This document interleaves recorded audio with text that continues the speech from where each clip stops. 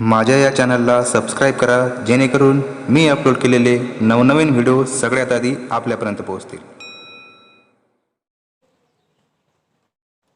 क्षेत्रफळ. तर आज आपण पाहणार आहोत चौरसाचे क्षेत्रफळ काढणे. चौरसाचे क्षेत्रफळ काढणे. चौरसाचे क्षेत्रफळ काढण्यासाठी खालील सूत्राचा वापर करतात.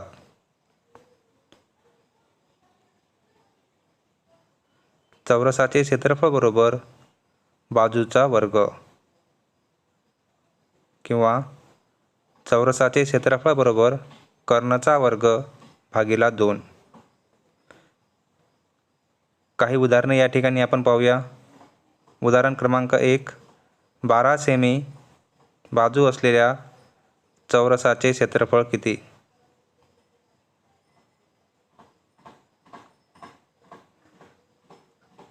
आता या ठिकाणी बाजू दिलेली आहे आपल्याला 12 सेंटीमीटर. तर चौरसाचे क्षेत्रफळ बरोबर बाजूचा वर्ग. आता या ठिकाणी बाजू किती आहे? 12 सेंटीमीटर, म्हणजेच 12चा वर्ग.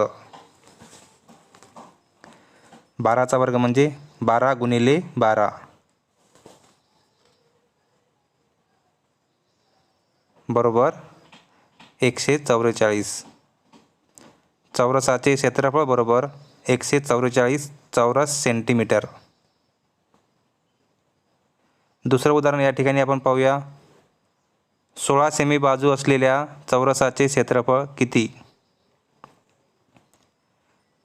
आता या ठिकाणी बाजू दिली आहे आपल्याला 16 सेंटीमीटर, म्हणजे चौरसाचे क्षेत्रफळ बरोबर बाजूचा वर्ग. बाजू आहे 16, म्हणजे 16चा वर्ग. 16चा वर्ग म्हणजे 16 गुणिले 16 बरोबर 256. चौरसाचे क्षेत्रफळ बरोबर 256 चौरस सेंटीमीटर. तिसरं उदाहरण या ठिकाणी आपण पाहूया. एका चौरसाचा कर्ण 8 सेंटीमीटर आहे, तर चौरसाचे क्षेत्रफळ किती? आता या ठिकाणी आपल्याला कर्ण दिलेला आहे आणि क्षेत्रफळ काढायचं आहे.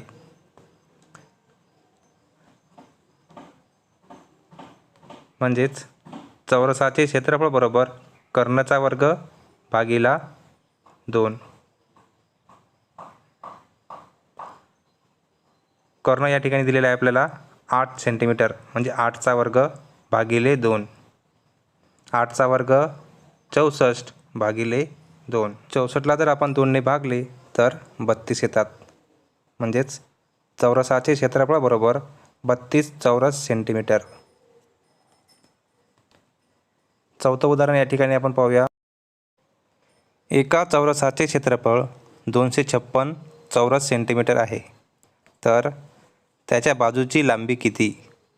आता या ठिकाणी आपल्याला चौरसाचे क्षेत्रफळ दिलेले आहेत आणि आपल्याला बाजूची लांबी काढायची आहे.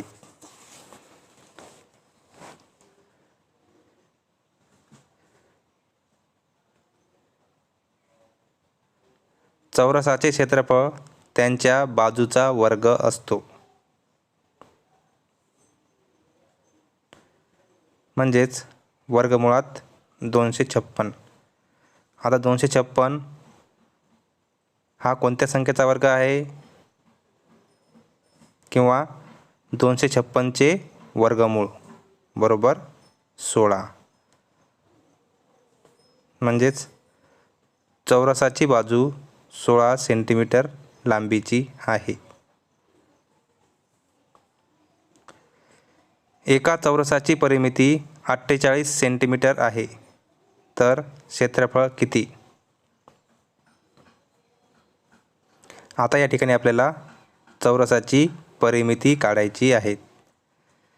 चौरसाची परिमिती बरोबर 48 सेंटीमीटर, म्हणजेच चौरसाची बाजू होईल 48 सेंटीमीटर भागिला 4, म्हणजे 4 बाजू असल्यामुळे भागिले 4 बरोबर 12 सेंटीमीटर. चौरसाचे क्षेत्रफळ बरोबर बाजूचा वर्ग. आता या ठिकाणी आहे बाजू 12. 12 गुणिले 12 144. 44, म्हणजेच चौरसाचे क्षेत्रफळ बरोबर 144 चौरस सेंटीमीटर आहे.